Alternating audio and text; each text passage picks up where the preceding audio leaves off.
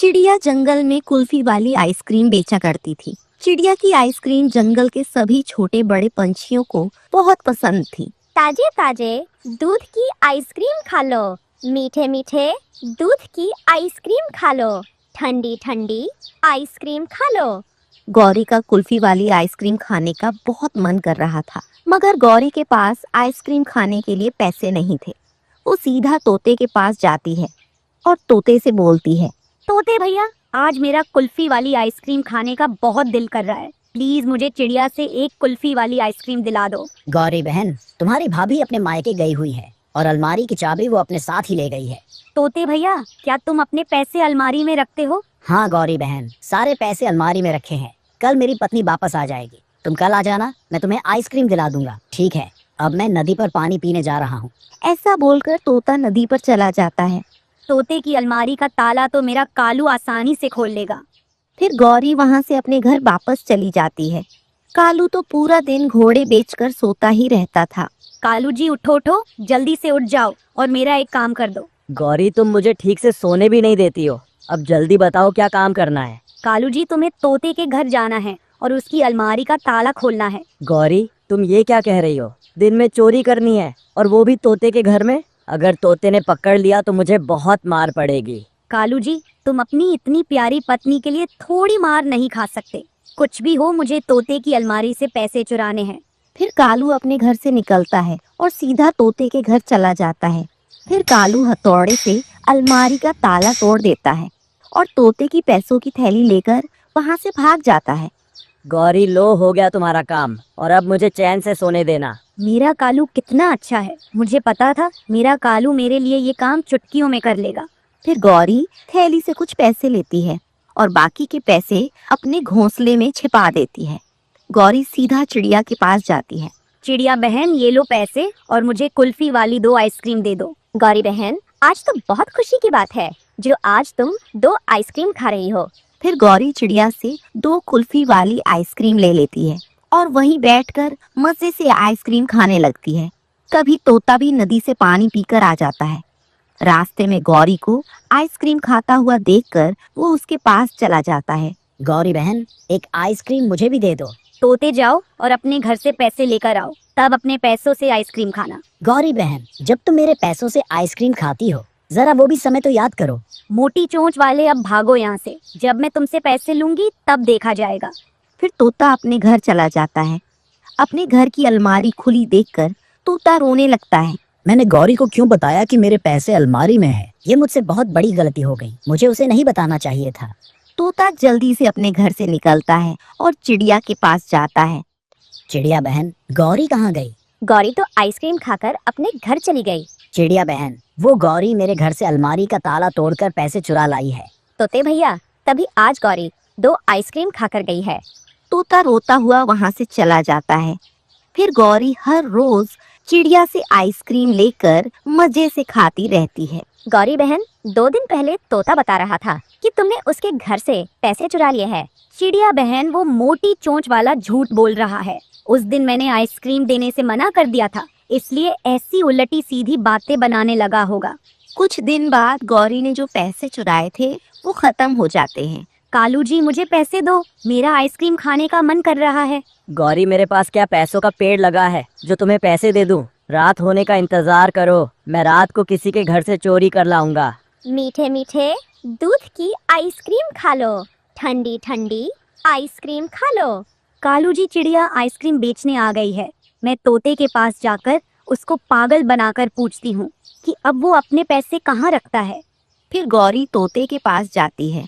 तोता तो गौरी से पहले ही गुस्सा था। वो गुस्से में नदी किनारे बैठा हुआ था। मेरे प्यारे तोते भैया, अगर मुझे फिर से पैसे मिले तो इस बार मैं तुम्हें आइसक्रीम जरूर खिलाऊंगी।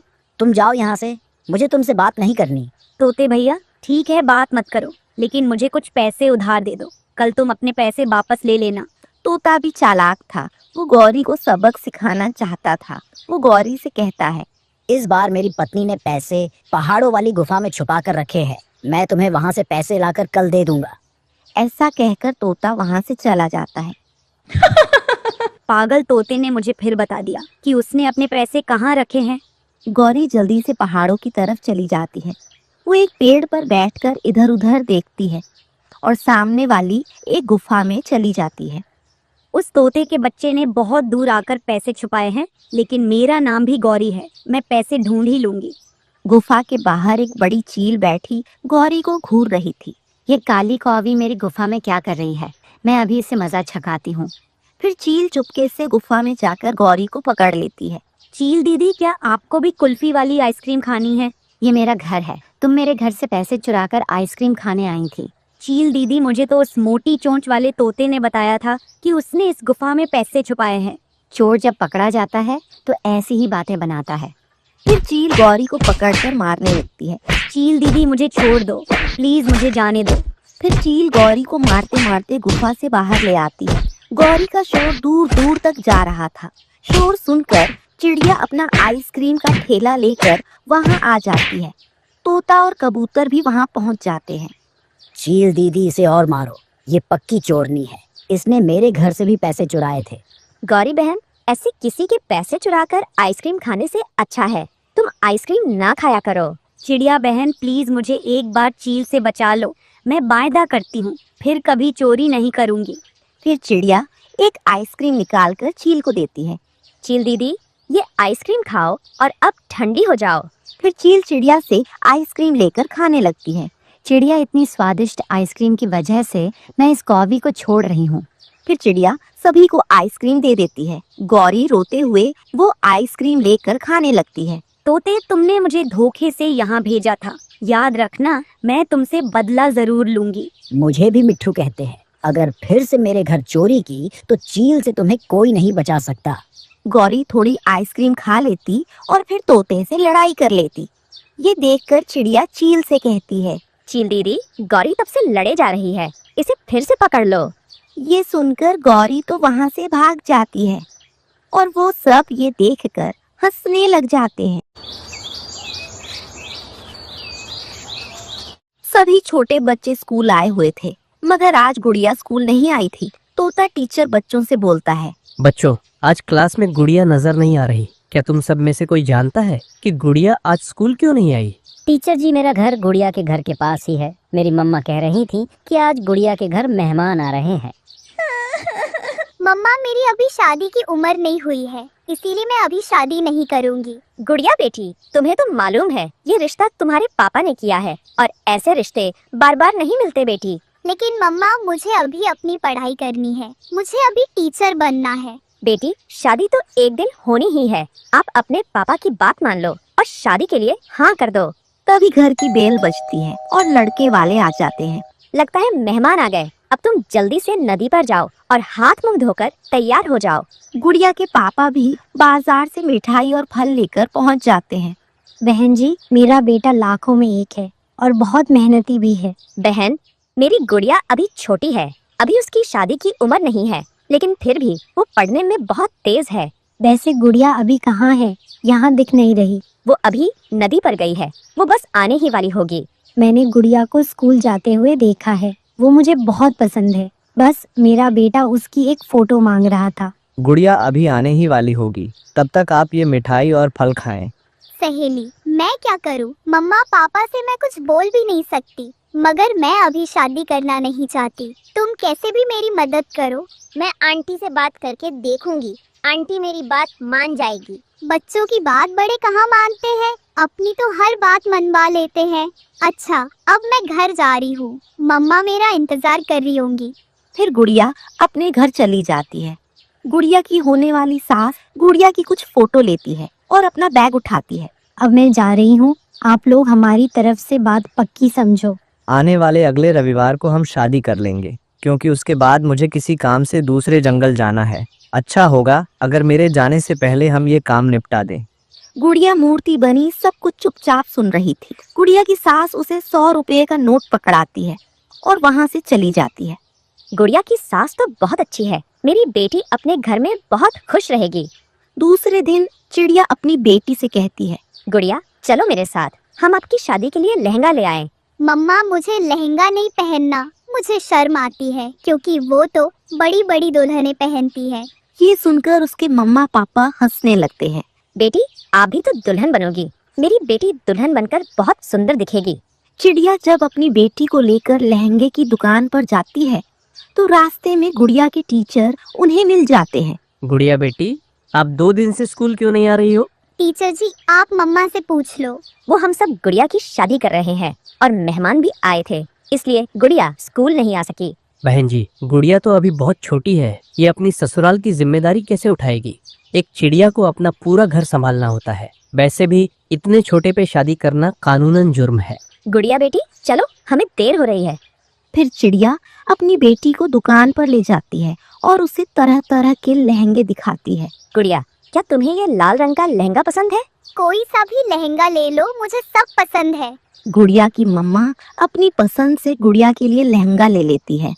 सारी तैयारियां पूरी हो जाती हैं और गुड़िया की शादी का दिन करीब आ जाता है। गुड़िया के पापा, मैं आसपास के पंछियों को शादी का न्योता देने जा रही हूँ और आप शादी के खाने का बंदोबस्त कर लो।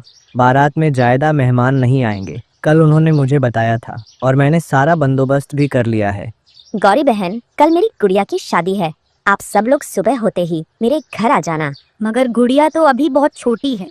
चिड़िया, क्या तुम्हें नहीं पता, इतनी छोटी सी उम्र में शादी करना तो कानूनी अपराध है। मुझे पता है, ये रिश्ता गुड़िया के पापा ने किया है। लड़का बहुत अच्छा है और उसका परिवार भी बहुत अच्छा है और ऐसे रिश्ते फिर नहीं मिलते। फिर दिन गुजर जाता है और रात हो जाती है। सभी पड़ोसी पंछी आ जाते हैं, बारात भी आ जाती है और गुड़िया की शादी हो जाती है। गुड़िया लाल लहंगे में बहुत सुंदर लग रही थी। मम्मा, मुझे आपकी बहुत याद आएगी। बेटी, मैं भी आपको माँ की तरह प्यार करूंगी। लड़के वाले गुड़िया को ब्याह कर ले जाते हैं और गुड़िया के ससुराल के दिन शुरू होते हैं। गुड़िया की उम्र तो अभी बहुत कम थी, उसने तो कभी खुद से पानी का ग्लास भी नहीं पिया था। ऐसे वो ससुराल में अपना घर कैसे चला पाती। बहू, आज घर में तुम्हारा पहला दिन है, इसलिए खाना तुम बनाओगी। लेकिन सासू माँ, मुझे तो कुछ भी बनाना नहीं आता। अगर बनाओगी तभी तो सीखोगी। रसोई में जाओ और मीठे चावल बनाओ। गुड़िया मीठे चावल बनाती है जो पूरी तरह जल जाते हैं और जब कपड़े प्रेस करती है तो वो भी जल जाते हैं। जब कपड़े धोने जाती है तो सारा सर्फ गिर जाता है। उसे तो कोई भी काम अच्छे से करना नहीं आता था। ऐसे सास का प्यार नफरत में बदल जाता है। मनहूस चिड़िया, तुझसे शादी करने से अच्छा था मैं अपने बेटे की किसी काली कलूटी चिड़िया से शादी कर देती। सासू माँ, मैं अभी छोटी हूँ, धीरे धीरे मैं सब सीख जाऊंगी। अगर छोटी थी तो अपने मम्मा पापा को बताना चाहिए था, फिर वो नहीं करते तुम्हारी शादी। मैंने बहुत मना किया था पर मेरी बात किसी ने नहीं सुनी। अभी शादी को 1 महीना भी नहीं हुआ था और एक दिन गुड़िया की सास उसे घर से निकाल देती है। मुझे तुम्हारी जरूरत नहीं है, मैं अपने घर बहू ब्याह कर लाई थी। मैं तुम्हें बच्चे की तरह नहीं पाल सकती। मैं अब बूढ़ी होती जा रही हूँ और मुझसे घर का काम अब नहीं होता। सासू माँ, मैं अब कहाँ जाऊँ? अगर मेरे मम्मा पापा को पता चला तो वो बहुत दुखी होंगे। लेकिन गुड़िया की सास उसकी कोई बात नहीं सुनती। गुड़िया रोती हुई वहाँ से चली जाती है। वो अपनी सहेली के घर जाती है। चुप हो जाओ गुड़िया, मैं आपके साथ चलती हूँ। फिर गुड़िया की सहेली उसे घर लेकर जाती है। आंटी, समय से पहले किए हुए काम ऐसे ही होते हैं। सबने आपको मना किया था मगर आपने किसी की बात नहीं मानी। मम्मा, मैं जो भी काम करने की कोशिश करती हूँ वो गलत हो जाता है। फिर गुड़िया के पापा उसे गले से लगा लेते हैं। गुड़िया बेटी, मुझे माफ कर दो। मैंने आपकी इतनी जल्दी शादी करके बहुत बड़ी गलती कर दी। मेरी वजह से मेरी बेटी की जिंदगी बर्बाद हो गई। कौन कहता है मेरी गुड़िया की जिंदगी बर्बाद हो गई है? मेरी बेटी अब स्कूल जाएगी और एक दिन टीचर जरूर बनेगी। फिर गुड़िया रोते हुए अपनी मम्मा के गले लग जाती है।